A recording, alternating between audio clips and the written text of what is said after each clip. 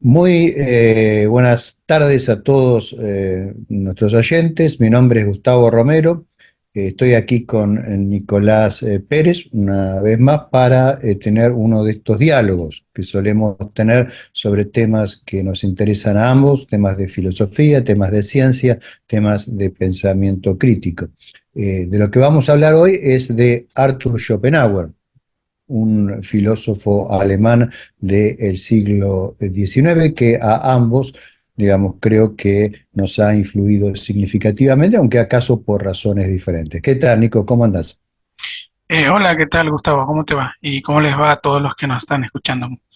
Bueno, arrancamos el primer diálogo del año y bueno, qué mejor que con quizás nuestro filósofo más significativo para nosotros, no sé, veremos en la charla.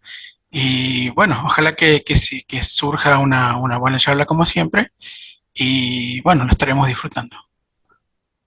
Sí, lo que decís es muy, digamos, muy correcto. Schopenhauer es un filósofo, por lo menos para mí, muy significativo. Cuando la gente me pregunta, digamos, cuáles son los cinco o seis filósofos que, digamos, más releo, o que más, digamos, impacto han tenido en el desarrollo de mi pensamiento filosófico, no, suelo mencionar a Schopenhauer junto con Spinoza y con también algún filósofo griego, lo cual no deja de sorprender a la gente, que esperaría, yo sospecho por la reputación que por ahí uno tiene, una lista larga de filósofos analíticos o filósofos de la ciencia. Eso no tiene por qué ser así. De hecho, Schopenhauer, en mi opinión, es un filósofo extremadamente mal entendido y la gente se sorprende porque se lo suele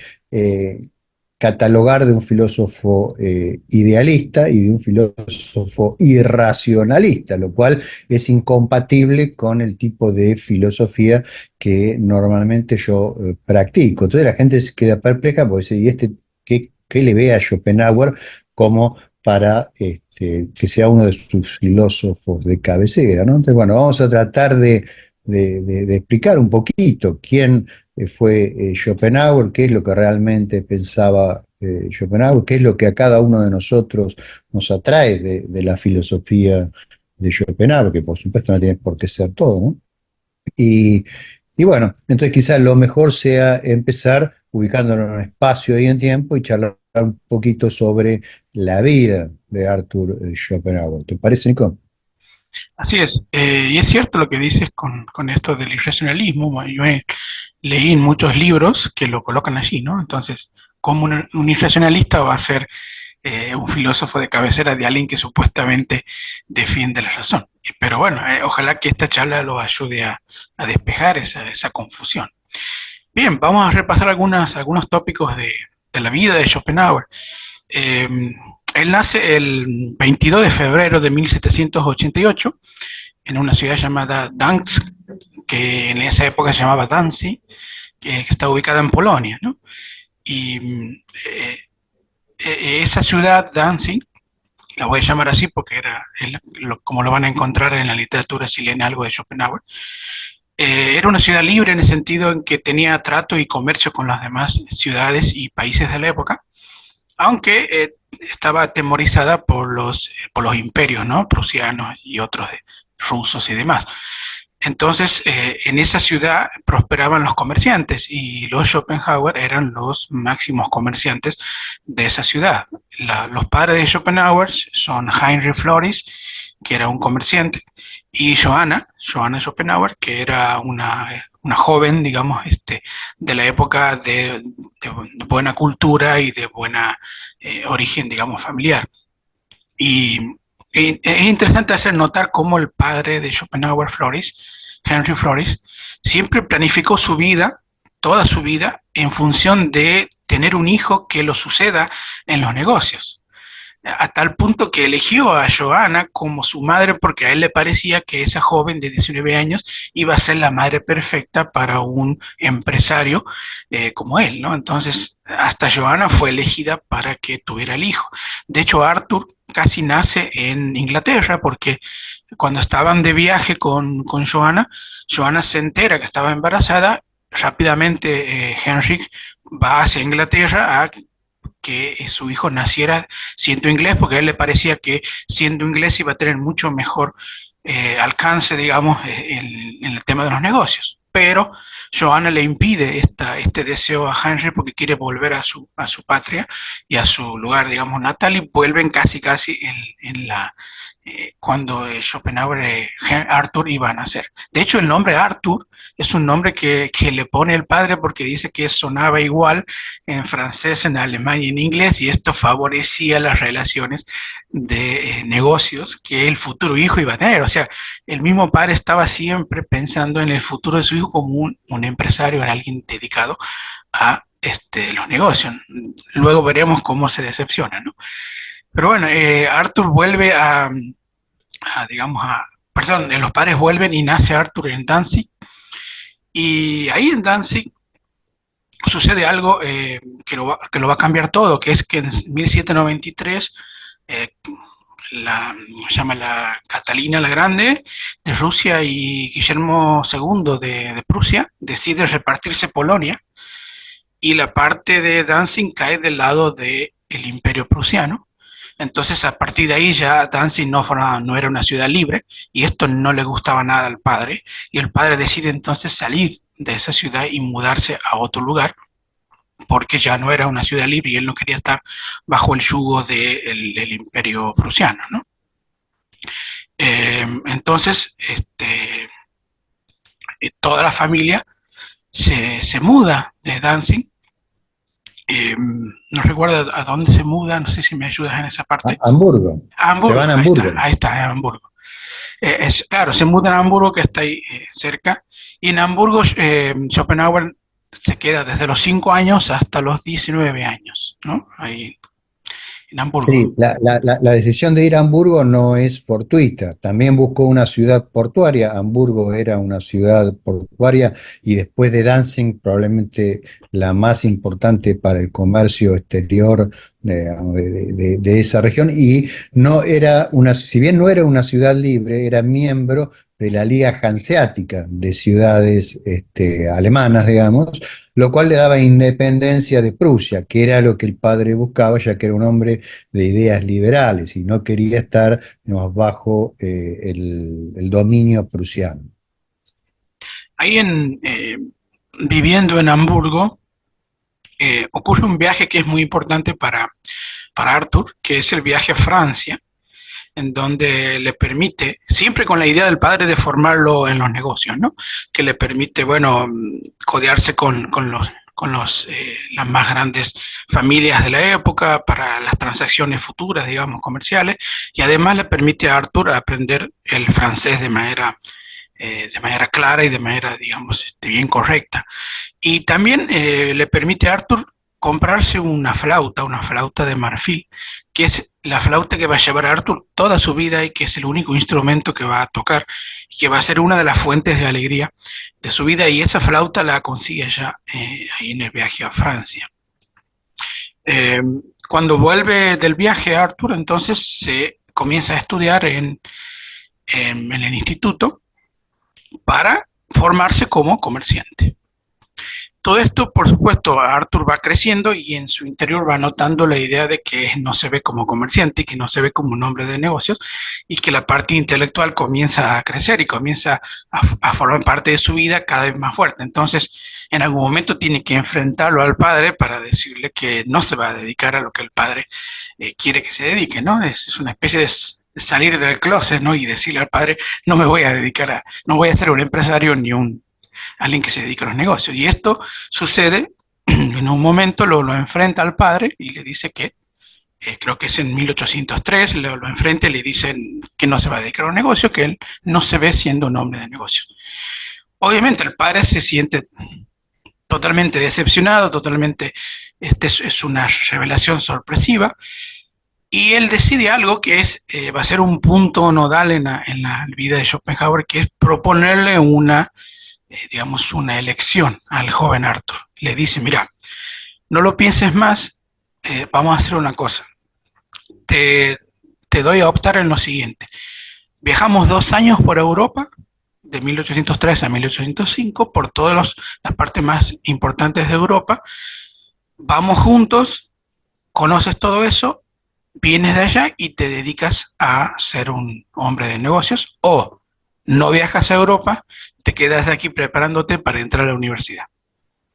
Le Esta planteo un es, dilema. sí, es un planteo terrible, porque sobre todo porque Schopenhauer quería hacer ese viaje y quería conocer todos esos lugares porque para él le parecía muy importante para su propia formación intelectual estar en ese mundo, digamos, y conocer todo lo que podía conocer en ese viaje.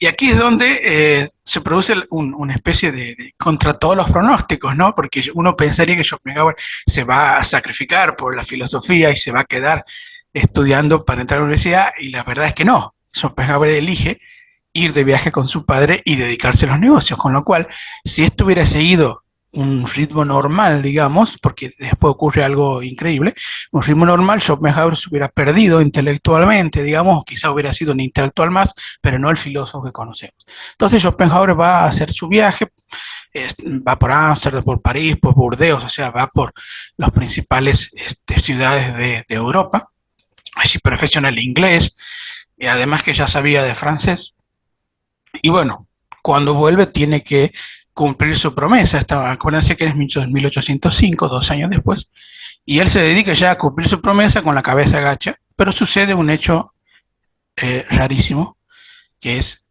el siguiente. A ver. No, no, antes del hecho, hay un hecho, algo importante que ocurre durante ese viaje, que las primeras notas escritas de Schopenhauer que se han conservado son su diario de ese viaje, y en ese diario, en las reflexiones que él hace en ese diario, ya se vislumbran algunas cuestiones de su temperamento, ¿no? Un temperamento con una tendencia melancólica, muy observador, extremadamente observador de los detalles. Y bueno, ahí también se empieza a iniciar a la escritura. Ahora pasemos sí, a lo que sucede cuando vuelve Claro, a pongámonos en la situación. Schopenhauer decide cumplir con su promesa, que es estudiar cuestiones que tienen que ver con los negocios y dedicarse a eso. Su vida ya estaba decidida porque es lo que él había decidido hacer, pero ocurre algo, que es que su padre fallece en 1805 de manera este, sorpresiva, digamos, ¿no? Aquí donde se entra la primera cuestión, que es ¿por qué el padre fallece? El padre fallece, se precipita desde un alto de un establo, ¿no? Y se muere cuando cae. Ahora, la cuestión es, ¿por qué? ¿Por qué hace esto? Muchos de los que escriben sus biografías notan que el padre ya tenía algunos accesos con unas incipientes enfermedades mentales, que tiene que ver con la depresión o con la monomanía, y que esto, sumado a una cuestión empresarial y a las estrés de la época, digamos, con respecto, bueno, después hablaré un poco también de las guerras que se vivían en esa época, lo llevó quizás al suicidio, ¿no? Que es la hipótesis más clara en este aspecto. Algo que también le podía haber sucedido a Arthur más adelante, casi a una edad parecida a la del padre, con lo cual parece confirmar esta sospecha de que había ya una cuestión con ciertas patologías mentales que le ocurrían, ¿no? Entonces, el padre se muere, y al morirse el padre, obviamente, la promesa se desvanece por parte del padre, pero no por parte de Arthur, que aún así sigue pensando que le debe la promesa a su padre ahora muerto. Entonces sigue 2 años más estudiando para hacerse un empresario, un hombre de negocios. Y quien digamos, lo desliga de la promesa es su madre, Johanna, que mediante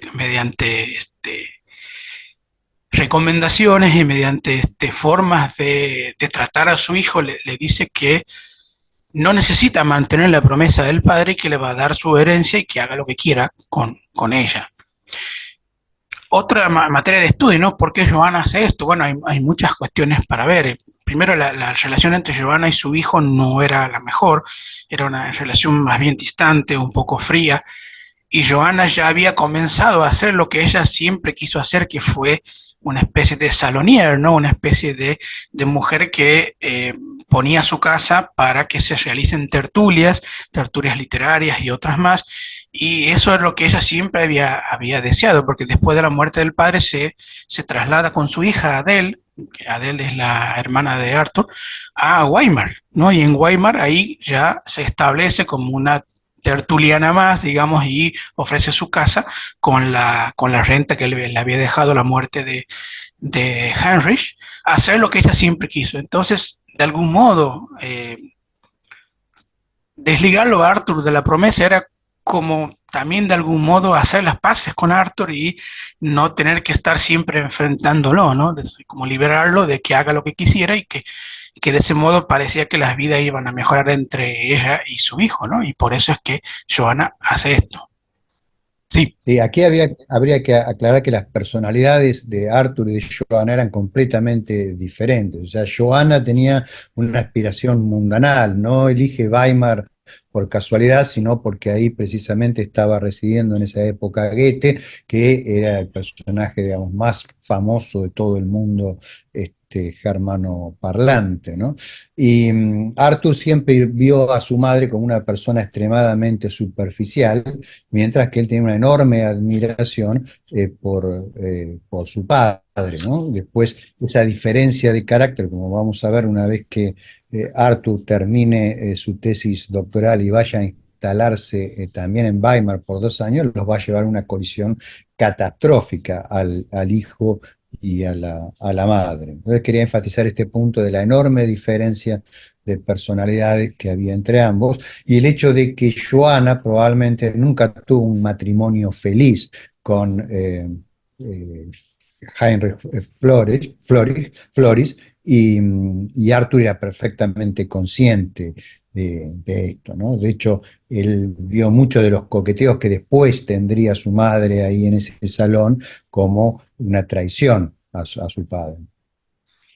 y aquí en esta, digamos, en este desligarse de la promesa de Arthur, Arthur, como dijimos, es que se quedó 2 años más estudiando, pero después dijo, bueno, no tengo por qué seguir con esta vida que mi padre digamos, quiso para mí. Entonces comenzó a pensar en la idea de estudiar lo que él quería estudiar y entró no,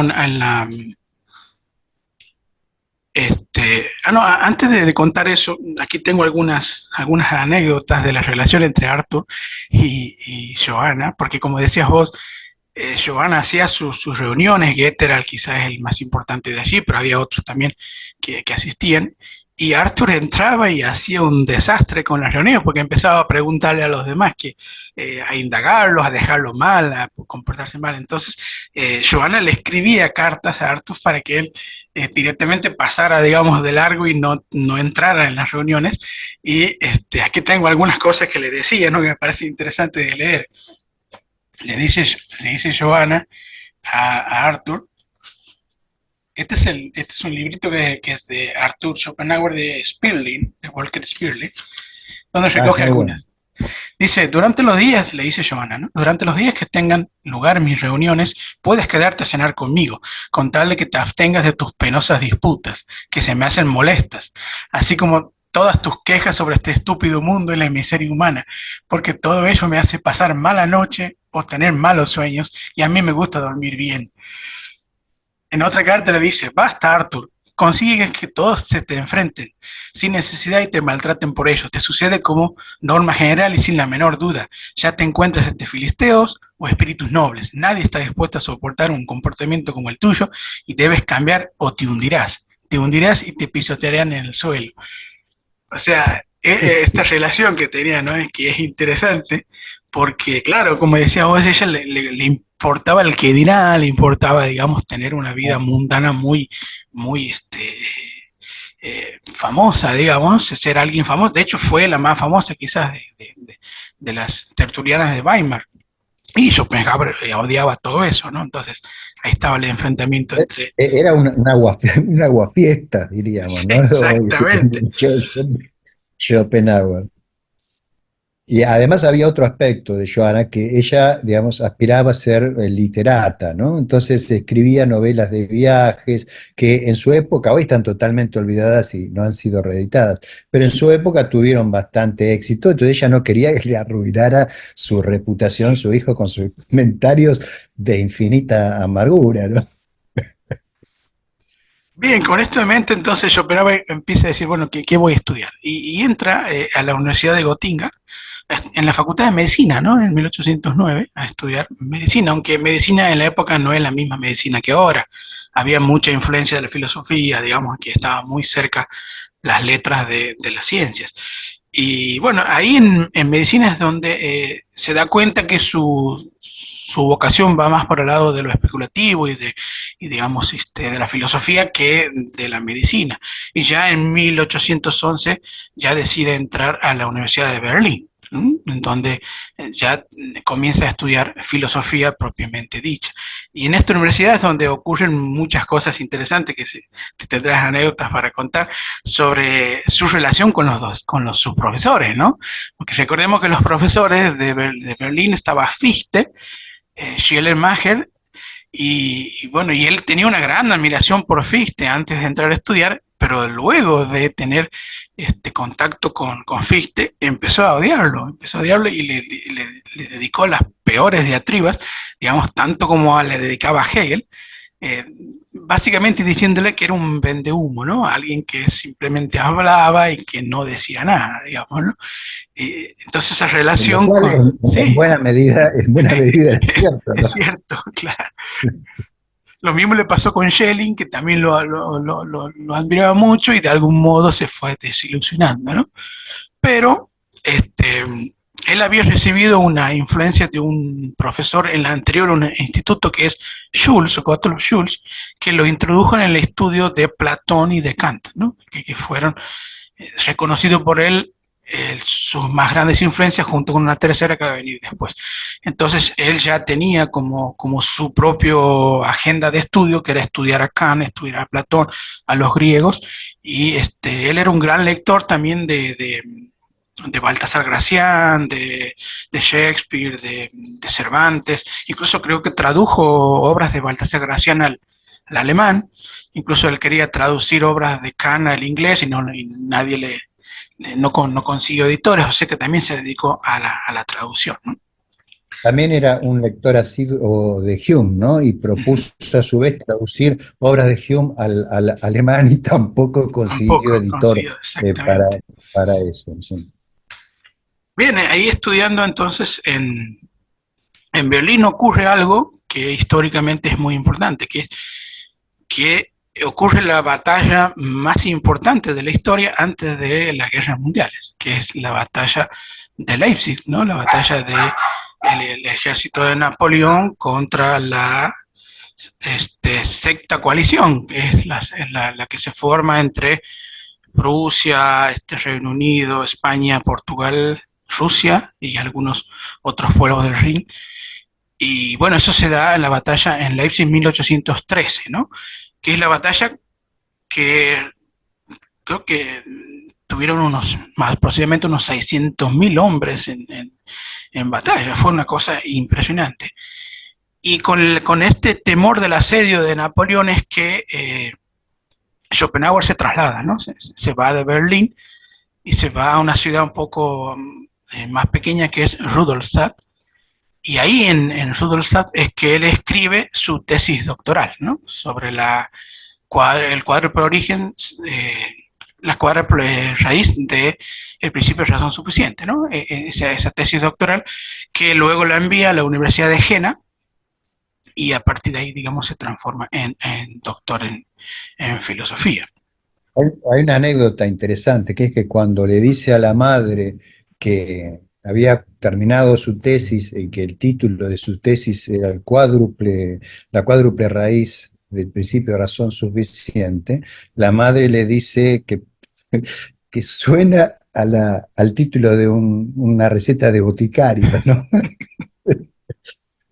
Entonces Arthur le responde, le retruca a la madre que su tesis, su obra va a seguir siendo leída siglos después de que todo lo que ha sido escrito por la madre haya sido completamente olvidado, ¿no? Eso muestra una vez más tiene una Bas- relación que había entre los dos. Bastante malicia, ¿no? Bastante malicia. Sí, Bien, pero aquí ocurre algo que lleva a una ruptura total, que es justamente decide volver a Weimar, ya con el título bajo el brazo, y bueno, ya la convivencia con la madre, con todo esto que estamos diciendo, era totalmente insostenible, y solamente está unos 6 meses ahí en Weimar, y la madre termina por correrlo de la casa, ¿no?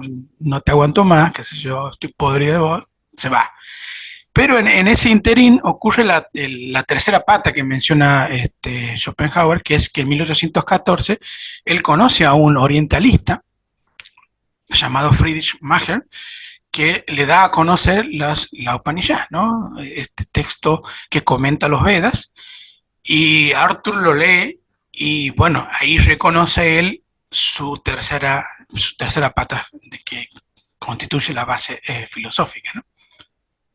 sí, lo conoce a través de un texto que es una Claro. traducción muy, muy libre al francés, ¿no es cierto? Después lo leería en una traducción directa al sánscrito, pero eso sería más adelante. Y ahí en Weimar, en esos meses que pasó en Weimar, hay otro hecho que yo creo muy importante en la vida de Arthur, que es que conoce a Goethe, ¿no? Lo conoce a través de las reuniones en el Salón de la Madre. Goethe queda muy impresionado en primera instancia por Arthur, le presenta su teoría de los colores. Goethe en esa época estaba dentro de sus estudios de física y sus estudios naturalistas, y había desarrollado una teoría de los colores que pretendía competir con o reemplazar a la teoría de los colores de Newton, ¿no? Que era una teoría corpuscular. Estamos hablando un poco antes de que en Alemania fueran bien conocidos los experimentos de Young, que muestran la naturaleza ondulatoria o un aspecto de la naturaleza ondulatoria de la luz. Entonces, Schopenhauer se interesa por estos estudios de Goethe al punto que él termina escribiendo después también una obra sobre la naturaleza de los colores, donde pretende superar a la obra y enmendar a la obra de Goethe. Él después se lo mandaría a Goethe su trabajo, y Goethe ni le respondería porque sí, obviamente a Goethe, que también tenía un ego bastante grande, no le cayó nada bien y nunca se molestó en responderle. Y Schopenhauer permanentemente le mandaba cartas que Goethe no respondía, pidiéndole sus reflexiones sobre su obra superadora, ¿no? Lo cual terminó enemistándolo también con Goethe, por supuesto. Claro, esa obra es sobre la visión de los colores o algo así, sobre la visión de los colores, que está en la obra de Parerga, que luego la incluye, pero es de 1816, que es su segunda obra, ¿no? La primera es la tesis doctoral y esta es la segunda. El texto que dijiste vos que leyó, el de los Upanishads, fue un texto que leyó, pero en latín, porque digamos, el traductor, que fue un francés llamado Duperron, él lo tradujo en dos idiomas, en el francés y en el latín, pero no lo publicó al de francés, lo publicó solamente al del latín, y que lo tradujo incluso del persa, porque recordamos, viene del sánscrito, el sánscrito fue traducido en el 1500 al persa, y de ahí es que lo conoce Duperron, y lo traduce al latín y lo traduce al francés, pero el francés no lo publica, y Schopenhauer lo termina leyendo en latín, que se llamaba Upnehat, un término muy raro, ¿no? Que fue un libro que él leyó Schopenhauer y que lo terminó leyendo todos los días de su vida, porque antes de dormir leía un párrafo de ese libro, ¿no?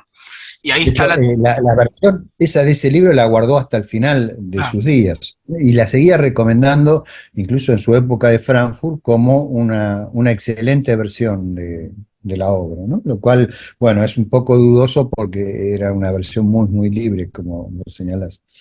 bueno, a partir de allí, cuando Schopenhauer se queda sin casa porque su madre lo corre de la casa, decide ir a Dresde Y ahí está desde 1814 a 1818, donde escribe su obra principal, ¿no? El mundo como voluntad y representación, obra que la termina a fines de 1818. Y ahí hay una cuestión, ¿no? Que por ahí se podría comentar, que es lo que le costó a Schopenhauer hacer de esa obra un éxito, que de hecho no lo fue, pero sus idas y vueltas con su editor, Brockhaus, en Leipzig, y cómo este editor terminó al final destruyendo obras de Schopenhauer porque por lo menos para recuperar el papel, decía, ¿no?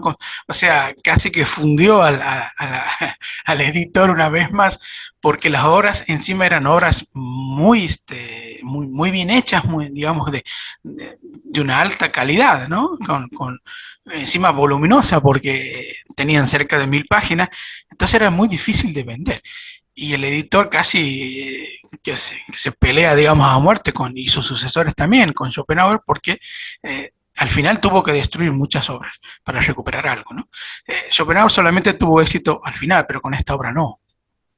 Ahí aclaremos que esta primera edición del Mundo como Voluntad y Representación, digamos, no es la edición que hoy nosotros, digamos, conocemos, sino que es una edición que está restringida a lo que sería el Primer volumen volumen, uno, claro, claro. o sea, el primer volumen, y después él, años después ya en Frankfurt escribiría un segundo volumen para ver si la obra era mejor comprendida, ¿no es cierto? Explayándose en un montón de aspectos. Schopenhauer es un autor en el fondo de una única obra, que es esta obra. Todo lo demás es complementario a esta obra, gira hasta esta obra. Esta sería la obra de su vida, de ahí la importancia que Schopenhauer le da después para clarificar los distintos aspectos de acuerdo a alguna de las críticas que va recibiendo.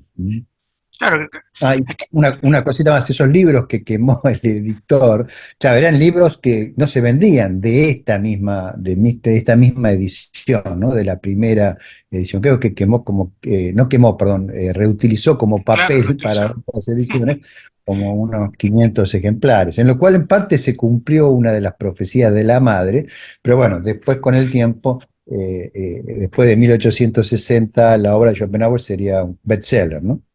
De hecho, con la segunda edición, que aquí vinieron los complementos, que serían casi con la misma extensión que la obra, él dejó casi sin tocar la primera obra, reflejando esto que dices vos, ¿no? Que él veía que sus pensamientos fundamentales ya estaban escritos y no había cambiado de posición ni de opinión, simplemente el tomo 2 era un tomo de aclaraciones, de complementos, para hacerlo un poco más amable, un poco escrito de una manera distinta, pero su edición original la modificó muy poquito, ¿no?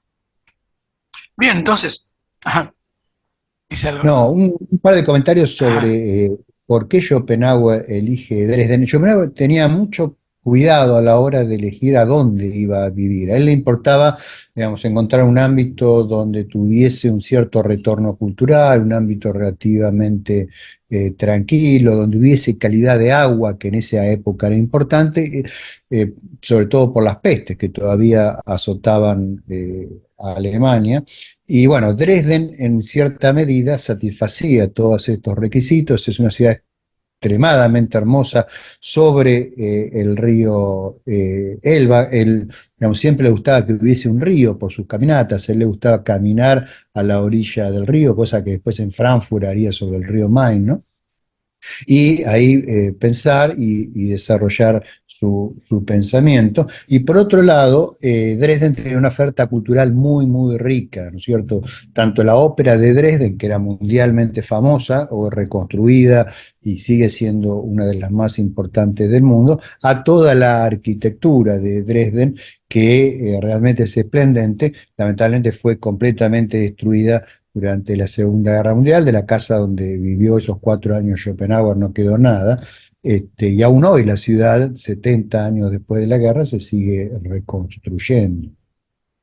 Y Y, el otro comentario que quería hacer, perdón, sobre la sí, estancia ahí en Dresden, en esos años de 1814 a 1818, es que allí conoce a otra persona que sería muy importante para su iniciación en la filosofía oriental y en particular la filosofía de la India, que es Karl Krause. ¿Mm? Krause es un filósofo hoy totalmente olvidado, un poco se lo conoció en España, ¿sí?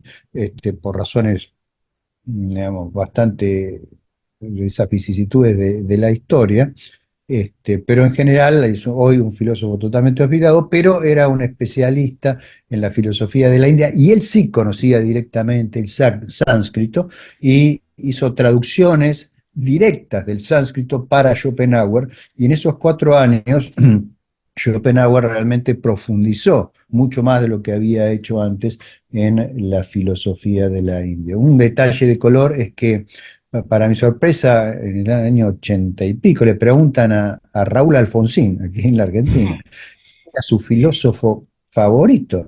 Y Alfonsín respondió, Karl Krause. ¿Cómo Alfonsín llegó a conocer a Karl Krause? Es algo que jamás pude, digamos, dilucidar, pero realmente me sorprendió. Perdón, una nota de color.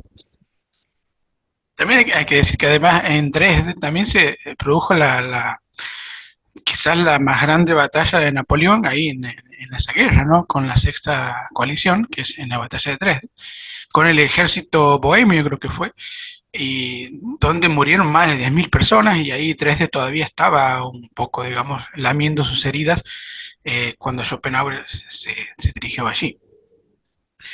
Eh, bien, entonces Schopenhauer, luego de terminar su obra magna, se toma un año sabático y viaja a Italia, digamos, ¿no?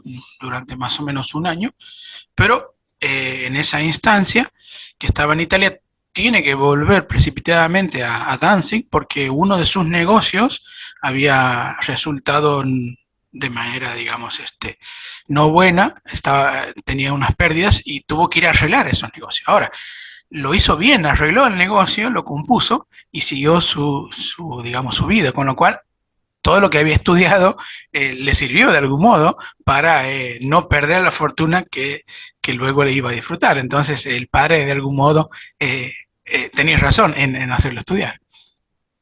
Sí, acá digamos que Schopenhauer se las ingenió para no tener que trabajar nunca en su vida y dedicarse completamente a la filosofía a partir de la herencia que le dejó el padre. Y hay una anécdota acá que no quiero dejar pasar de la estancia de Schopenhauer durante ese viaje en 1819, perdón, 19, cuando está en Venecia, ¿no es cierto? Él sabía que en Venecia en ese año iba a estar, en esa época iba a estar Lord Byron, ¿no? Un personaje que él admiraba bastante. Entonces él había conseguido una carta de Goethe de invitación de presentación más que invitación, para que pudiese establecer relación personal con Byron, con Lord Byron. Pero aquí que Schopenhauer estaba con un amante en esa época en Venecia y salieron en un momento de la ópera, creo que habían ido a oír allí, y justo pasa Lord Byron con su caballo así todo imponente, ¿no? Como era Byron, y la amante Schopenhauer queda deslumbrada completamente por la visión de Lord Byron y se pasó el resto de la noche hablándole a Schopenhauer de Lord Byron. Entonces Schopenhauer decidió nunca ir a conocer a Byron por miedo a que, digamos, Byron le metiera los cuernos con la amante, básicamente. Justo en ese año se dio que en Venecia estaban los tres más grandes pesimistas del mundo, por decirlo de alguna manera, ¿no? Estaba Schopenhauer, estaba Lord Byron y además estaba Leopardi, ¿no? Lo cual es la mayor concentración de pesimismo probablemente que se haya dado jamás en la historia del universo. Perdón, sí, adelante. Mira, Schopenhauer, bueno. Eh, sí, él tuvo algunas amantes así medio raras. Creo que después, durante su estancia, un poco más adelante, tuvo un amante que tuvo un hijo con otro. y luego él, Berlín, Berlín. ajá, en Berlín, claro, y luego él le tuvo que pagar, digamos, a su amante la manutención de ella y del hijo que había tenido con otro, ¿no? Que, creo que De también hecho, eso también lo llevó era a ser un poco más taciturno, ¿no?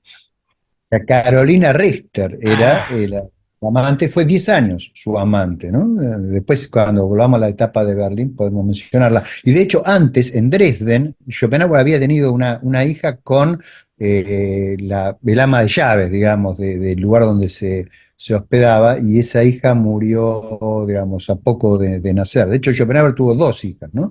Así, digamos, claro. con amantes, que ambas fallecieron a muy temprana edad.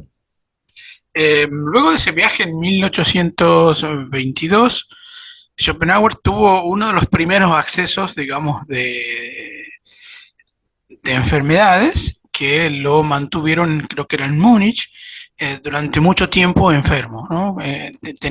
Empezó su incipiente sordera, que luego se iba a hacer cada vez más acentuada ahí en ese mismo año, pero además tenía crisis nerviosas, una fuerte depresión, y esto lo atamos con las enfermedades del padre, ¿no? Como que en casi a edades parecidas les sufrieron estas patologías mentales que digamos, lo dejaron con esta sordera que fue padeciendo durante toda su vida y que al final de su vida ya ni siquiera podía tocar su flauta o no podía disfrutar de los conciertos que él iba diariamente porque ya estaba quedándose casi completamente sordo. Y esto comenzó aquí en 1822, cuando estaba en Múnich, ¿no? A partir de ahí, él luego se establecería en Berlín. ¿Y por qué? Porque en Berlín él quería optar por una cátedra, ¿no? Por ser docente, por trabajar en la universidad. Cosa que lo logró, pero de manera honoraria, o sea que no le pagaban un centavo por dar sus cátedras y estuvo unos meses allí. Sí, ahí hay que hacer una aclaración sobre cómo es el sistema académico Ajá, alemán, ¿no? Que aún hoy se mantiene así. Digamos, no basta ser doctor para poder enseñar en una universidad, sino hay que tener un segundo doctorado, una especie de segundo doctorado que se llama habilitación, ¿no? Entonces, Schopenhauer presenta su habilitación en la Universidad de Berlín con una tesis que está básicamente inspirada en el mundo como voluntad de representación y es evaluado, entre otros, por Hegel, ¿sí? Que le hace, digamos, algunas preguntas un tanto capciosas y ahí empieza a generarse ya esa enemistad con Hegel. Schopenhauer, sin embargo, obtiene la habilitación y eso lo que le permite es ser docente libre, ¿no? Lo que en alemán se dice private docent. ¿Qué significa eso? Significa que vos podés dar tu clase, la universidad te permite dar tu clase, pero la universidad no te paga. Los que te pagan son los alumnos que asisten a tu clase. Entonces, si vos tenés muchos alumnos, bueno, podés tener un salario importante y vivir de eso. Ahora, si tenés pocos alumnos, no, ¿no? Entonces, bueno, en esa si sos situación Schopenhauer, se no. encuentra. Claro, exactamente. Se encuentra Schopenhauer que no tiene mejor idea que ofrecer su curso, su primer curso, permíteme contar esto porque es fabuloso, su primer curso a la misma hora que Hegel daba su curso, ¿no? Y el curso de Hegel era el más famoso de Alemania, tenía más de 1000 estudiantes, la gente escuchaba colgada de las ventanas, bueno, y en ese mismo horario, en la misma universidad, en otra aula, Schopenhauer ofrece un curso que básicamente trataba de, digamos, de todo, porque le puso un título que no lo tengo porque en la cabeza porque era larguísimo, pero algo así como sobre la naturaleza del mundo, de la realidad y la explicación última de todas las cosas, una cosa por el estilo, ¿no? Obviamente no fue, no fue nadie, fueron creo que 5 personas el primer año que lo dio y el segundo año ya no fue nadie y lo siguió ofreciendo durante varios años Claro. y jamás se presentó un solo alumno. Él lo más cerca que Y estuvo de vengarse de Hegel fue que le hizo una corrección digamos, en esas, cuando Hegel estaba en el tribunal, él hizo unas correcciones y Hegel, y era cierto lo que corregía Schopenhauer, ¿no? Entonces era como una guerra privada que había ganado, digamos, al corregirlo a Hegel, que fue lo más cerca que estuvo de ganarle a UNITA, digamos, ¿no? Después Hegel, aunque él también se metía en la pelea, peleando como de igual a igual, como dices vos, poniéndose en el mismo horario que Hegel. Entonces, en ese sentido, no sé qué esperaba yo, esperaba que se pidieran masivamente a su curso. Eh, bueno, como dices, siguió ofreciendo esos cursos años tras años, bueno, hasta que dejó de ofrecerlo porque no iba nadie. Pero con cosas del destino, en 1831 ocurre la epidemia de cólera, ¿no? Esta epidemia, entre otras, pero esa fue particularmente bastante fuerte y pronunciada en esa época. Y con esta epidemia para la pata Hegel. O sea, Hegel se muere de cólera en 1831.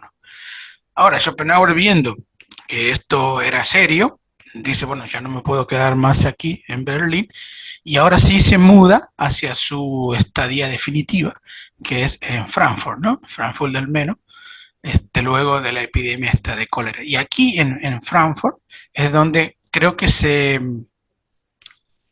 forja esta imagen de Schopenhauer, ¿no? Esta imagen estereotípica de Schopenhauer de el hombre taciturno, el hombre solitario que pasea con su perro, que es ácido, que es pesimista, y esta cuestión, ¿no? Que ya la tenía antes, pero que aquí Frankfurt se hace como canónica, ¿no? Se empieza a ser un personaje de Frankfurt. Sí, ahí hay dos cositas interesantes. Una es que Schopenhauer, apenas empieza la epidemia de cólera, él se da cuenta del peligro y se va antes de que muera Hegel. Entonces, él después se felicitaría a sí mismo de haber tenido una visión que Hegel no tuvo, ¿no? Que reventó por su falta de previsión, que él atribuía a las deficiencias mentales de Hegel, ¿no? Tiene frases increíbles sobre Hegel. Era tan Y genio porque se murió, ¿no? claro, una cosa así. Y se va, no se va directamente a Frankfurt, porque él empieza a explorar varias ciudades para tratar de encontrar un lugar adecuado de residencia. Y la primera ciudad a la cual se va es a Mannheim, ¿no? Mannheim queda muy cerquita de Heidelberg, apenas 30 kilómetros, pero es una ciudad más industrial, digamos, no lo terminó de convencer. Y de ahí se pasa a Frankfurt, que bueno, tiene el río Meno, como vos bien mencionaste, y consigue un alojamiento muy conveniente. Y Frankfurt tiene una oferta cultural también importante, tiene dos óperas, no una. Es una ciudad que está en el cruce, digamos, de un montón de rutas y tal como lo es hoy, también en esa época era un centro muy cosmopolita. Entonces, bueno, lo atrae la ciudad, tampoco es una ciudad desmesuradamente grande, una ciudad que se puede caminar perfectamente aún hoy en día. Entonces él se radica ahí en Frankfurt, en una calle que es la calle Schöne Aussicht, ¿sí? Primero el número 15 y después se mudaría al número 16, que es justo la casa de al lado. Eso en alemán traducido significa hermosa vista porque da justo a el río Meno y las vistas realmente son muy lindas. De ahí después yo tengo algunas buenas anécdotas del periodo de Frankfurt, que como vos decís, es el periodo en el cual nace la leyenda del viejo gruñón que, digamos, protesta con todo el mundo y es el rey de los pesimistas y asusta a los chicos y todo eso. Aquí tengo digamos que el día a día de Schopenhauer en Frankfurt, así como esquematizado, digamos, ¿no? Dice, se levantaba a las 7 de la mañana, tomaba un baño frío, desayunaba una taza de café solo, escribía hasta el mediodía, tocaba su flauta una hora, luego iba a comer siempre al mismo restaurante, el Englischer Hof, volvía a su casa como a las 4, volvía y descansaba hasta las 4, luego daba un paseo de 2 horas acompañado de su perro, a las 6 iba a la biblioteca a leer el Times. Esto de leer el Times lo heredó de su padre, que también era un suscriptor del Times, ¿no? En su época eso lo heredó. Eh, Luego terminaba su día en un concierto o en un teatro, si no se quedaba conversando por ahí y demás. Pero volvía básicamente entre las 9 y las 10 de la noche y antes de dormir leía este libro, el Open Hat, que era el Upanishad traducido al latín, porque para recordarse a sí mismo que todo esto que hizo fue ilusorio y vano, digamos, ¿no?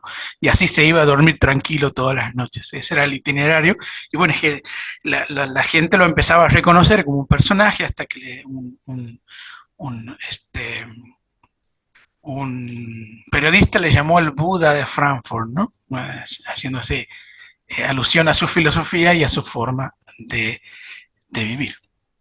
Bien, básicamente él vivió en Frankfurt hasta su muerte, que fue el 21 de septiembre de 1860, que murió de neumonía. Pero bueno, vamos a las anécdotas. Sí, bueno, ahí en Frankfurt hay un montón de Sí, anécdotas que precisamente son los que lo hicieron famoso en la población de Frankfurt, ¿no? Que lo veía como el sabio de Frankfurt, ¿no? Pero te tenía miedo también. Él siempre, como vos bien mencionaste, iba a almorzar al Englischer Hof, que era, digamos, el hotel alemán de Frankfurt. Lamentablemente no existe más, fue volatilizado durante la Segunda Guerra Mundial. Tenía un salón común donde la gente se reunía para comer, y Schopenhauer en general comía aislado en un rincón de una mesa común. En general los comensales solían ser oficiales del ejército o comerciantes, ¿no? Y Schopenhauer, digamos, trataba de no tener demasiado contacto porque, digamos, despreciaba a esa clase de gente, y entonces él hablaba con su perro, Atma, ¿sí? uh-huh, Su perro Atma, en realidad tuvo tres perros, que se llamaron los tres igual, los tres se llamaron Atma. Y entonces cuando Atma por ahí se portaba mal o digamos, le sacaba la comida a alguno, él lo reprendía, y en esto hacía como Diógenes, el cínico, ¿no? Le llamaba hombre, ¿no? claro. Como para insultarlo a su perro, y él hablaba con su perro, no hablaba con las personas, ¿no? Y ponía siempre una moneda de oro adelante de su plato cuando comía. Y entonces esto lo hacía porque decía que esa moneda la iba a donar a la caridad pública el día que los oficiales que solían comer a su lado no hablasen de mujeres o de duelos, digamos, de armas, ¿no? Y nunca, eso nunca sucedió, la moneda siempre se la llevaba. Hay un montón de anécdotas que se han guardado de esa época, de personas que lo conocieron en Frankfurt, y luego, muchos años después, escribieron sus memorias, y en esas memorias, bueno, están estas anécdotas. Yo he recogido algunas de dos personas que me parecieron particularmente importantes.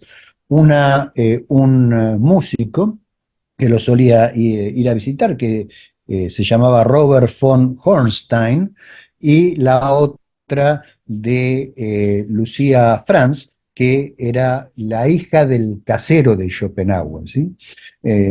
Por ejemplo, von Hornstein, que, digamos, al ser músico, bueno, por ahí Schopenhauer, después vamos a ver cuando hablemos un poco de filosofía, digamos, él era muy propenso a la música, y bueno, podría tener un poco más de respeto por un músico que por un filósofo.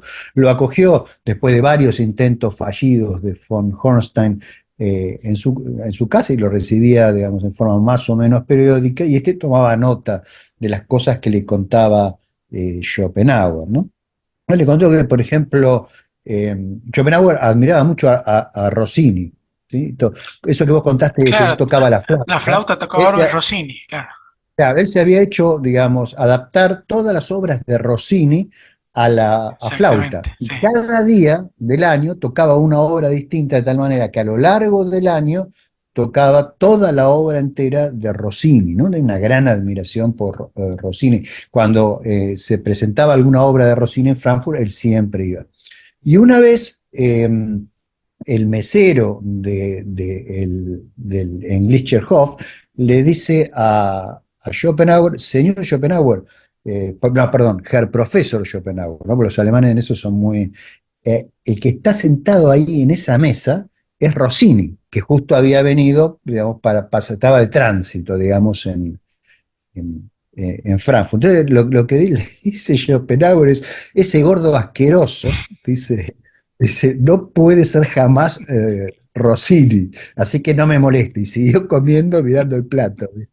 Y en realidad era Rossini, pero bueno, se perdió la oportunidad de conocerlo. Y otra que también se la contó a von Hornstein es que en un momento se sienta una mujer, ¿no? Una dama, a comer al lado de Schopenhauer, ¿no?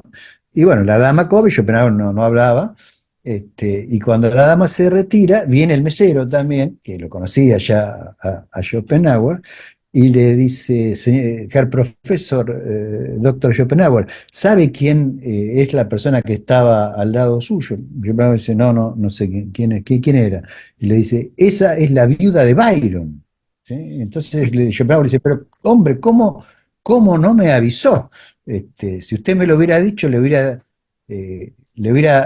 si usted me hubiera informado, le hubiera dicho unas cuantas guarangadas, ¿no? Una cuantas groserías, dijo. Y entonces el mesero que lo conocía le dice, precisamente Por eso por no la eso no avisé. lo dije antes.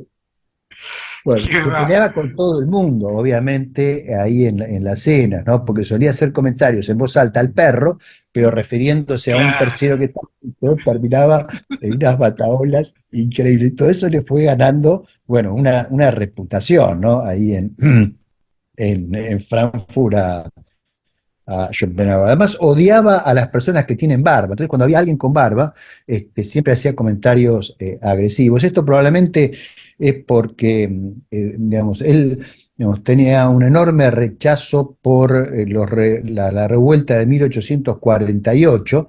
Digamos, uno de los líderes de esa revuelta fue Robert Bloom, y digamos, él tenía barba, ¿no? Entonces parece que eso a él le quedó muy marcado. De hecho, durante los conflictos armados que hubo en Frankfurt, él siempre se jactaba de haber prestado sus anteojos digamos, que se usaban para la ópera, para poder, los catalejos, digamos, para Ujú. poder ver bien en la ópera, a un oficial del ejército que estaba combatiendo a los rebeldes, y entonces podía desde su propia casa agarrar y tirar, digamos, mejor a los revoltosos. Este, Después, otra anécdota de von Hornstein es que en un momento este von Hornstein decide casarse, ¿no? Y no se le ocurre nada mejor que contarle eso a Schopenhauer y decirle que está enamorado, ¿no? Y entonces, cuando le anuncia su casamiento, Schopenhauer le dice, lo leo literalmente, ¿no? Le dice, váyase al diablo, le dice Schopenhauer, ¿no? Casarse es aumentar al doble los deberes y disminuir los derechos a la mitad. Y entonces el otro, que queda perplejo, ¿no? Ante esa reacción, le dice, pero yo amo a la muchacha. Entonces le dice, tanto peor para usted, el doble será la disolución. Bueno, eso entronca con algo que después mencionaremos, que era la famosa misoginia, ¿no? De Schopenhauer. Y Y y después eso permite. era a su amigo, ¿no? O sea, No, sí, no sé si amigo, pero a tu admirador, por decirlo de alguna manera. Que por cierto, von Hornstein sería la única de las personas que pudo asistir al entierro, digamos, del círculo cercano, ¿no? De Schopenhauer, porque justo, digamos, lo fue a ver el día que murió, ¿no? Entonces se quedó hasta que sucedió el entierro. Pero eso, bueno, sería años después. Y si vos me permitís un minutito más, haría algunos comentarios sobre Lucía Franz, que escribió después unas memorias donde tiene sus recuerdos de juventud de Schopenhauer. Ella era la hija del segundo casero de Schopenhauer. El padre de ella, curiosamente, era primo de Philip Batz, ¿no? Que Philip Batz pasó a ser conocido en la historia de la filosofía como Philip Mainlander, ujú. que sería uno de los más grandes discípulos de Schopenhauer, y que escribiría ese libro tan famoso que es Filosofía de Sí, de la la redención. Redención, que también se suicidó, de hecho, antes de que, apenas el libro estuvo publicado, se suicidó. Bueno, pero eso es otra historia de la cual hablaremos otra vez. La cuestión es que la familia del casero de Schopenhauer solía asustar a sus hijos cuando se portaban mal, diciéndoles que si no se portaban bien, ahí viene Schopenhauer, ¿no? Entonces todos se quedaban como aterrados. Y un día, estando jugando ahí, en esa época era una niña, Lucía Franz, en el patio de la casa, se abre la puerta y entra un perro de aguas, que era Atma, ¿no? El perro de Schopenhauer. Son como unas especies de caniches, pero mucho más forzudos y más grandes, ¿no? Estos perritos de agua y se le tira arriba y la tira al piso, ¿no? Y entonces un poco se lastima ella y tiene miedo, y Schopenhauer, bueno, la lleva a la casa, le da unos dulces, la trata muy bien, y a partir de ahí ella, la chica, Lucía, se hizo amiga de Atma, de la perra, del perro, perdón, de Schopenhauer, y solían jugar. Según ella cuenta, era un perro increíblemente inteligente, Atma. Tenía tres canastitos, era uno para el panadero, uno para el carnicero y otro para el tendedero, ¿no? Y entonces ahí le ponían los recados, que eran unos papelitos. Entonces, de acuerdo al canasto en el cual le ponían los papelitos, el perro agarraba el papelito y se lo llevaba al carnicero, al tendero, y además que le daba una bolsita con las cosas y el perro lo traía de vuelta. Este, después, bueno, después de la muerte de Schopenhauer, cuenta Lucía que la casera, que se llamaba Margarete Schneps, que digamos, tuvo una larguísima relación con Schopenhauer, recibió una suma de dinero muy importante por parte de Schopenhauer para que pudiese vivir el resto de su vida en su herencia, ¿no? Con la condición de que mantuviera a Atma hasta el día de su muerte. Después ellos se mudaron a Heidelberg, la casera con Atma, y Lucía Franz los fue a visitar a Heidelberg, y ella ya más grande, ¿no? Y la encontró a la señora vieja, y Atma que también estaba viejita, pero que estaba viejito, perdón, pero estaba en muy buen estado de salud, y había sido la compañera fiel, después de haberlo sido de Schopenhauer, de la casera de Schopenhauer. Y lamentablemente la casa de John Ausicht, número 16, fue volatilizada durante la Segunda Guerra Mundial. Hoy hay un edificio de departamentos, pero una placa recuerda ahí la presencia de Schopenhauer. Y una última, digamos, de estas anécdotas de Schopenhauer en Frankfurt, es que él salía a pasear siempre, ¿no? Independientemente si nevara, si llovía, y un día llovía mucho, y cuando estaba cerca de un parque que hay ahí, no muy lejos de la casa de él, que tiene un pequeño laguito, que aún hoy está, encontró un chico que se había caído al lago y se estaba ahogando, ¿no? Entonces, que con su bastón Schopenhauer lo salva. Ese chico se llamó Julius Frank, era hijo de un zapatero. Él lo salva, lo lleva a su casa, lo seca, y a partir de ese día que lo salva, se propone instruirlo, porque era un chico, digamos, de pocos recursos, y entonces, bueno, le explica, le enseña, digamos, cosas, el chico lo va a visitar frecuentemente hasta la muerte de Schopenhauer. Este chico Julius Frank después sería un hombre y escribiría algunas memorias también sobre esta época con Schopenhauer. Él moriría, el chico, en 1919, ¿sí? Al final de la Segunda Guerra Mundial, digamos, para que Alemania firme el Tratado de Versalles, los aliados le imponen un bloqueo que produce una gran hambruna en Alemania, víctima de la cual, por ejemplo, murió Cantor, y bueno, este chico también, que ya no era un chico, ¿no? Ya era un hombre muy mayor. Y hoy en día, en ese laguito donde Schopenhauer salvó a Julius Frank, hay un busto de Schopenhauer recordando ese hecho, que lamentablemente la última vez que fui ahí, creo que haber sido en el año, bueno, sí, 3, 4 años, había sido vandalizado no sé si son punks o qué, que lo habían escrito lamentablemente todo el busto con esas escrituras que no tienen sentido, ¿no? Pero bueno, es otra de las cosas por las cuales Schopenhauer también se hizo muy conocido ahí en Frankfurt, además de pelearse con todo el mundo, ¿no? Bien, antes de terminar con las anécdotas, aquí tengo la parte textual de la primera de las anécdotas sobre el tema del perro, que dice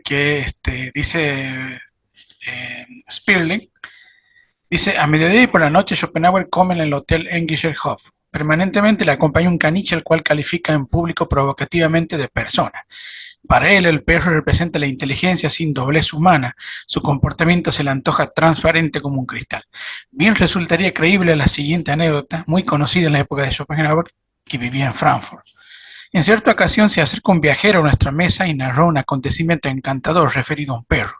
Schopenhauer escuchó la historia con la máxima atención y dijo: sí, lo que usted cuenta es verdad con toda seguridad. Ciertamente conozco a mis perros. Están por encima de los hombres.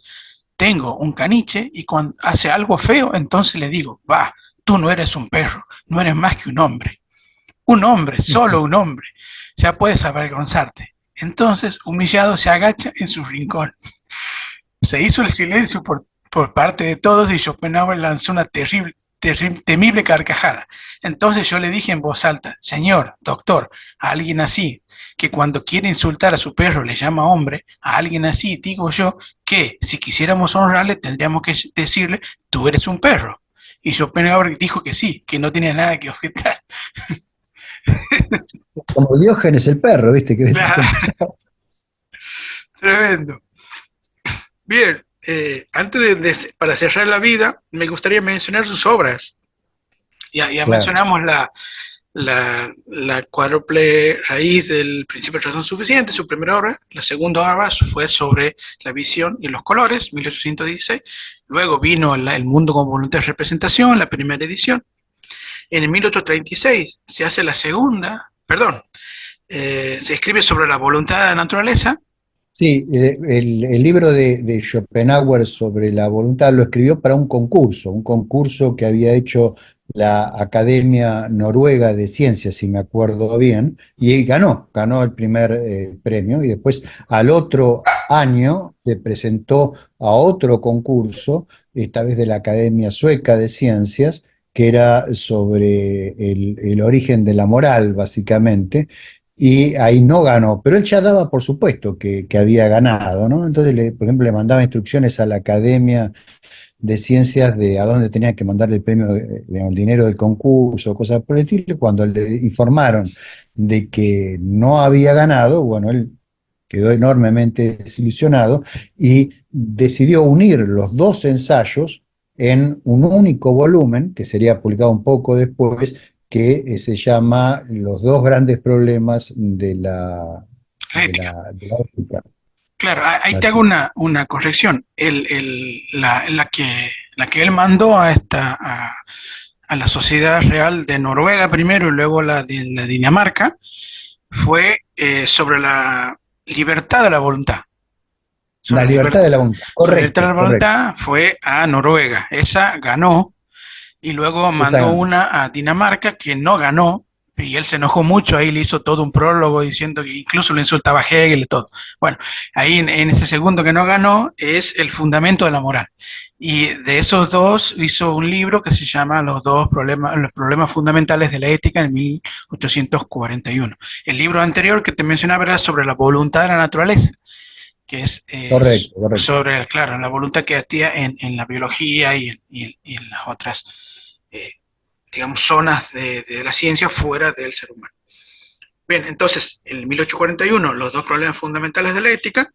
En 1844 aparece la segunda edición del Mundo, donde ya dijimos que aquí es donde él decide hacer unos complementos y casi dejar intocada, digamos, su primera obra. Eso es en 1844, y produce un segundo tomo que hoy en día se conoce como el volumen 2 o el tomo 2 del mundo como voluntad de representación, que casi tiene la misma extensión o tiene más extensión que el primero. En 1859 se produce la tercera edición del Mundo con Voluntad de Representación, con los dos tomos, digamos, más 136 páginas adicionales. En 1851 publica Paralipómena, que ese libro sí es un éxito, digamos, es un bestseller de ventas, sobre todo por el lenguaje, porque ya Schopenhauer había aprendido, digamos, qué cosa le gustaba a la gente, entonces escribió de una manera distinta, aparte aquí están los aforismos, y a la gente le gustaba mucho esta forma de escritura, ¿no? Como aforística, y esto pegó, y la gente, a partir de ahí, Schopenhauer se hizo famoso, digamos, ¿no? Fue como alguien que ya era reconocido a nivel, tanto del público, como académico, y este libro lo mandó, digamos, al estrellato de todo lo que conocíamos en la época, ¿no? El Buda de Frankfurt y demás. ¿Sí? De Parerga y Paralipómena, Ómena. eh, sí, la parte que, que se llama Aforismos sobre la sabiduría de la vida se editó separadamente, como un librito más corto, y fue realmente un éxito de ventas muy importante. En esa época fue lo que hizo conocer a Schopenhauer en círculos, digamos, cultos, pero no académicos, ¿no? O sea, meter a Schopenhauer en el ámbito académico costó mucho más tiempo, y de hecho esa tarea la llevarían adelante algunos de sus discípulos, incluso después de su muerte. O sea, Schopenhauer empieza a ser mucho más discutido, digamos, en ámbitos académicos después de su muerte, aunque en vida de Schopenhauer ya se dieron algunos cursos en Leipzig y, si me acuerdo bien, en Bonn, sobre la obra de Schopenhauer. Lo que sí, empieza a ganar un círculo de admiradores y empieza a haber visitas de estos admiradores en forma permanente a Frankfurt. Muchos de ellos eran echados a patadas por la, la ama de llaves de Schopenhauer. Schopenhauer le daba instrucciones muy precisas, ¿no?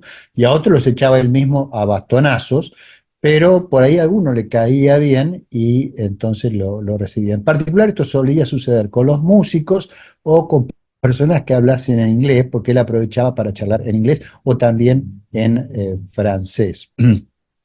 Bueno, entonces esto es digamos, la época desde 1851 hasta su fallecimiento, donde Schopenhauer goza de una cierta fama. De hecho, hacia el final de su vida hay una dama que hace un busto de Schopenhauer, va a la casa para modelar el busto, y era una mujer muy, muy conocida, había, digamos, una artista muy conocida. Ahora no, lamentablemente no me acuerdo el nombre, quizás vos lo recuerdes, que, digamos, Schopenhauer ha tenido una especie de amor como platónico, ¿no? Por ella, y llegó a decir que, digamos, después de haberla conocido, tenía claro que él aún no había dicho su última palabra sobre las mujeres, ¿no? Es conocido que Schopenhauer escribió cosas terribles sobre las mujeres en Parerga y Paralipómena, ¿no? Bueno, quería hacer esos pequeños comentarios. Bien, luego de su muerte, y sobre todo hacia, creo que desde los 90 en adelante, comenzaron a salir muchas otras obras de Schopenhauer que, bueno, por supuesto, fueron primero descubiertas y luego de a poco siendo traducidas. Aramayo, Roberto Aramayo hizo un buen trabajo traduciendo muchas obras de Schopenhauer que son inéditas, ¿no? Para el público en español, que también algunas son inéditas para el público en general, porque él tradujo algunas cosas.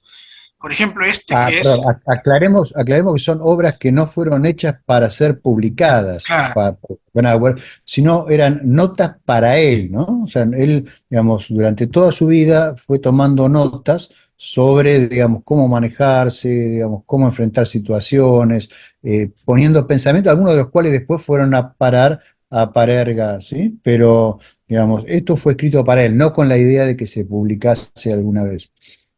esta que se ve aquí, que es el arte de envejecer, que en algunos lados aparece como senilia, que son los escritos más cerca ya de su muerte, y hay otro que se llaman manuscritos berlineses, que son los escritos más jóvenes de Schopenhauer. Luego hay otro que se llama Notas sobre Oriente, que también habla sobre la parte, bueno, justamente relacionado con Oriente. El arte de conocerse a sí mismo, que es un libro bastante chiquitito, pero que también es interesante.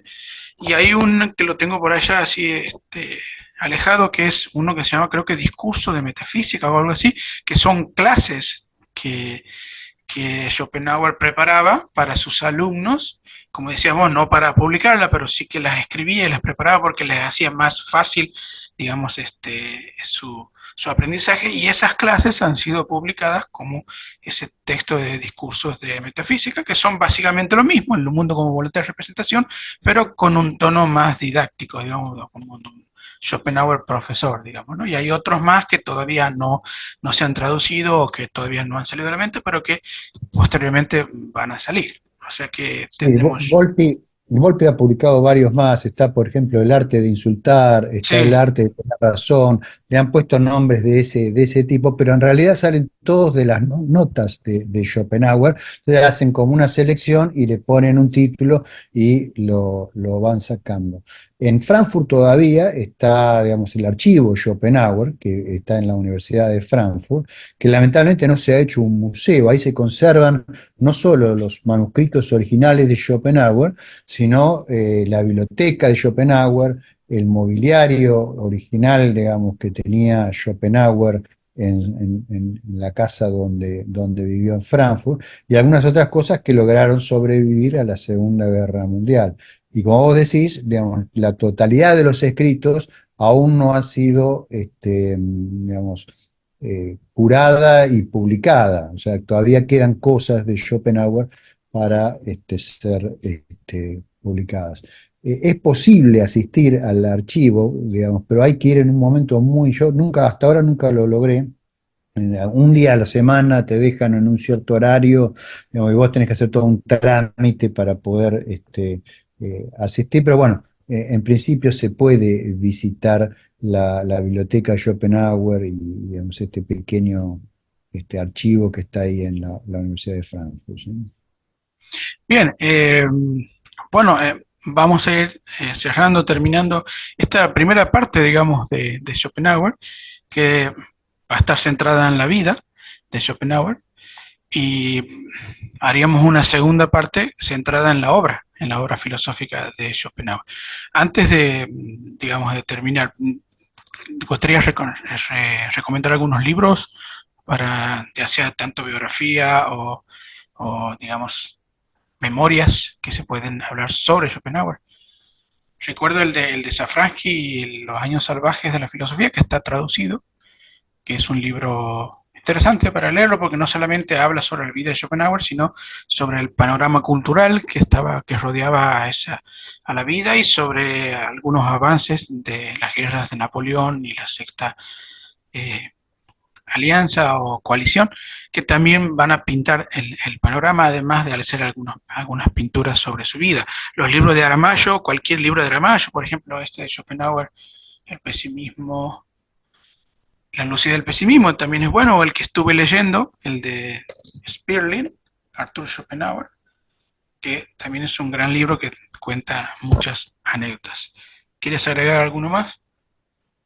Eh, Hay, bueno, la correspondencia de Schopenhauer, o por lo menos una selección de la correspondencia de Schopenhauer, está publicada, es un libro gigante, ¿no? Ahí están todas las cartas a la madre, las cartas a la hermana, digamos, a quien le interesan los detalles de la vida de Schopenhauer es una fuente, digamos, inevitable. Y también hay algunas recopilaciones realizadas por los primeros biógrafos de Schopenhauer. Hay una de Gruner, que recopila, digamos, anécdotas de distintas personas que lo conocieron y a las cuales, digamos, ha podido entrevistar. Y después, bueno, hay una bibliografía secundaria importante en inglés, con alguna que otra biografía. La más nueva, si me das un segundo, la busco aquí, esta de David Cartwright, Schopenhauer, es un libro grande, es en inglés y es la principal biografía sobre Schopenhauer en inglés. En inglés no ha tenido demasiada repercusión Schopenhauer, aunque sí en castellano. Hay más traducciones de Schopenhauer al castellano que al inglés. Y hay otra que fue la primera que yo leí en mi vida, la de P.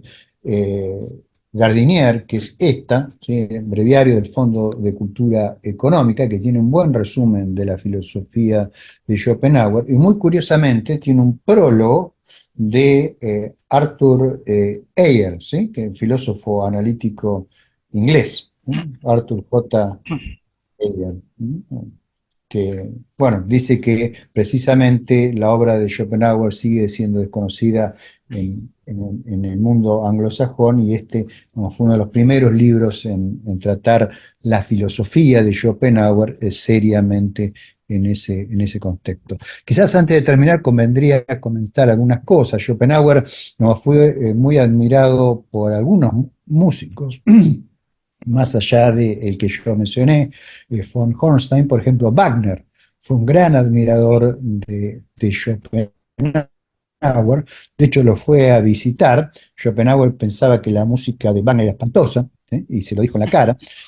Pero esto, digamos, no fue obstáculo para que Wagner admirara la teoría, digamos, del arte de Schopenhauer, lo cual no es de extrañar porque la teoría del arte de Schopenhauer se desprende directamente de su metafísica, como vamos a ver en el próximo diálogo, y tiene un lugar realmente importante.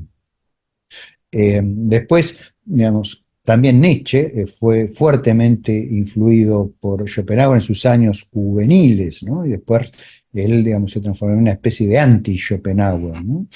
Lamentablemente, aún hoy a veces se asocia el nombre de Nietzsche con el de Schopenhauer.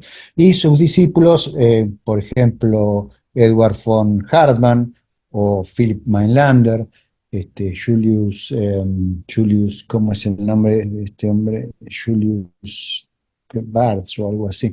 Digamos, se dedicaron a explorar distintos aspectos de la filosofía de Schopenhauer, eh, vamos, llevando a quizá a distintos puertos, pero digamos, toda esa explosión de discusión de la obra de Schopenhauer en la década que va de 1860 a 1870, quizás un poco más, hasta 1880, digamos, generó lo que se llamó en la filosofía alemana la batalla sobre el pesimismo. Básicamente lo que pasó fue que, bueno, estos autores defendían una posición metafísica similar a la de Schopenhauer o inspirada en la de Schopenhauer, que llevaba una actitud pesimista frente a la vida. Schopenhauer nunca usó para sí mismo la palabra pesimista, eso vino después, ¿no es cierto? Y por otro lado teníamos a los neocantianos, ¿sí? Y teníamos a los positivistas, y teníamos, digamos, a lo que quedaba de los neo-hegelianos, que digamos, se unieron en cierta forma para tratar de refutar muchas de las posiciones de Schopenhauer. Y todo eso dio lugar a una literatura muy rica entre los defensores de Schopenhauer y los que trataban de refutarlo, que hoy lamentablemente está prácticamente olvidada, pero hay un libro muy, muy bueno, que creo que alguna vez te lo recomendé, que rescata toda esta discusión, toda esta época de la filosofía alemana, que si me das un segundo lo voy a buscar también, que es este aquí de Friedrich Weiser, ¿sí? Que como ves se llama Weltschmerz, que es, digamos, una especie de forma de ver el mundo melancólica, ¿sí? Que su título es Pesimismo en la filosofía alemana entre 1860 y 1900. Y discute todas estas controversias que ocurrieron en esa época. También los materialistas entraron en estas discusiones y realmente son muy ricas y hay muchas cosas para, yo creo, aprender de una época de la filosofía que prácticamente está olvidada. Julius Bansen era el nombre que no recordaba hoy. Entonces, Schopenhauer, que fue siempre un filósofo que se mantuvo al margen de la academia, ¿sí? Él pensaba que un verdadero filósofo, así como lo pensaban los griegos, no debería vivir de la filosofía, no tendría que ser la filosofía un trabajo, sino la filosofía se hace como una necesidad del ser humano por tratar de entender y de crear una imagen coherente del mundo, terminó siendo discutido en ámbitos académicos también. Eso se ha perdido hoy en día, en el siglo XX, es muy difícil que en un ámbito académico, por lo menos en Latinoamérica, se te hable de Arthur de Schopenhauer, y digamos, es bastante raro, excepto excepto en, digamos, ciertos grupos muy especializados en filosofía alemana, que en ámbitos anglosajones se trate de la filosofía de Schopenhauer. Pero yo creo que en el próximo diálogo vamos a hacer lo posible por mostrar que esta filosofía tiene algunas cosas muy interesantes para ofrecer aún hoy en día. Bien, me mencionaría solamente el influjo que tuvo Schopenhauer en Albert Einstein, ¿no? Que lo hemos mencionado varias veces, cómo su pensamiento formó también el pensamiento de algún modo de ver el mundo de Albert Einstein. Eh, en cineastas en Woody Allen, o sea, Woody Allen llevó también el pesimismo de Schopenhauer a filmar en sus películas, ¿no? Esta idea del mundo que no tenía sentido, sobre todo en Crímenes y Pecados, y en Borges sobre todo, ¿no? Borges fue un gran admirador de Schopenhauer. Él dijo de Schopenhauer que había descifrado el mundo, ¿no? O sea, esta cosa de fue el único filósofo que descifró el mundo. Algo que a mí me impactó. ¿Acaso Acá, descifró el claro, mundo? exactamente, ¿no? Así que ahí hay mucha influencia también de Schopenhauer. Este, y bueno, seguramente en otros lados, pero Sí, por ya. ejemplo, podemos mencionar Unamuno, claramente fue Ujú. muy influido por Schopenhauer, por supuesto, Emil Cioran, Pessoa también había leído a Schopenhauer. Digamos, hay muchos literatos, mucha gente que se dedicó a la literatura para los cuales Schopenhauer, que es un autor increíblemente literario, porque escribía increíblemente bien, de hecho se piensa que es uno de los más grandes prosistas de la lengua alemana, digamos, ha tenido un enorme impacto. O sea, ha tenido un impacto no solo en la filosofía, sino en la literatura. Bien. Bueno, eh, no sé si es que quieres agregar algo más. Para mí ha sido una de las mejores charlas que hemos tenido, porque estamos frente a un amigo, ¿no? Uno siempre, cuando habla de estos personajes, no solamente está haciendo algo para aprender, sino que lo ve como un amigo, lo ve como alguien muy cercano. Esta idea de que tenemos muchos amigos muertos, ¿no? Quizás más amigos muertos que vivos. Entonces, con Schopenhauer esto es lo que veo, que es un amigo y hablar de un amigo siempre es más grato que hablar de alguien que no es amigo. Entonces, en este sentido, para mí fue una charla muy, muy interesante y, bueno, como decías vos, veremos en la segunda tratar de hacer entender la filosofía de Schopenhauer y de acercar a aquellos que no la conocían. Sin duda, sí. Yo también veo a Schopenhauer como una de esas personas que siempre está ahí para, digamos, darte una mano, digamos, para poder releerlo, para poder compartir cosas.